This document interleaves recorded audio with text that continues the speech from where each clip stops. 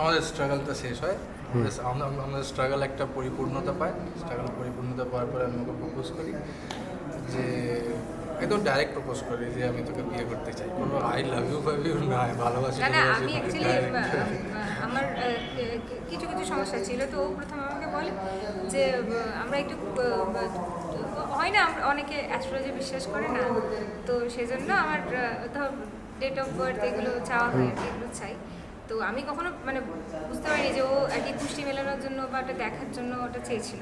তো তখন আমাকে যখন মানে ওটার পর যখন চাই, তারপরে 3-4 দিনের মাথায় বলে যে এরকম এরকম ব্যাপার সব মিলে গেছে, তো তাহলে আমরা কি বিয়ে করতে পারি আর কি। মানে প্রথম ওটাই বলেছে যে বিয়ে করতে পারি, তার আগে অন্য কিছু প্রপোজাল নেই। সেই জন্য আজকে তো যখন শুভ দৃষ্টি হচ্ছিল তখন আমরা বলছিলাম যে আমাকে প্রপোজ করেন, আমি তোমাকেও বলছিলাম।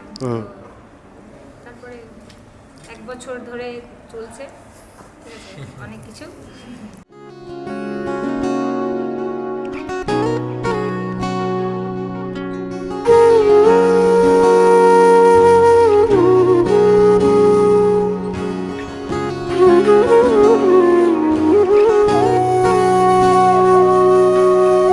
সেদিনও বুঝিনি আমি যে চোখে পড়েছি ধরা, এভাবে আমার হয়ে যাবে।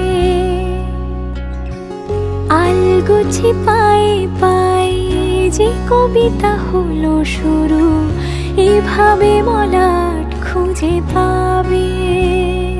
হাওয়া কেন চেনা আঙুলে, হাওয়া কেন আমাকে ছুলে, আমিও কি পড়েছি প্রেমে অকারণ। হাওয়া কেন চেনা আঙুলে, হাওয়া কেন আমাকে ছুলে, আমিও কি পড়েছি প্রেমে অকারণ। সেদিনও বুঝিনি আমি যে চোখে পড়েছি ধরা, এভাবে আমার হয়ে যাবে। আলগোছে পায়ে পায়ে যে কবিতা হলো শুরু, এভাবে মলাট খুঁজে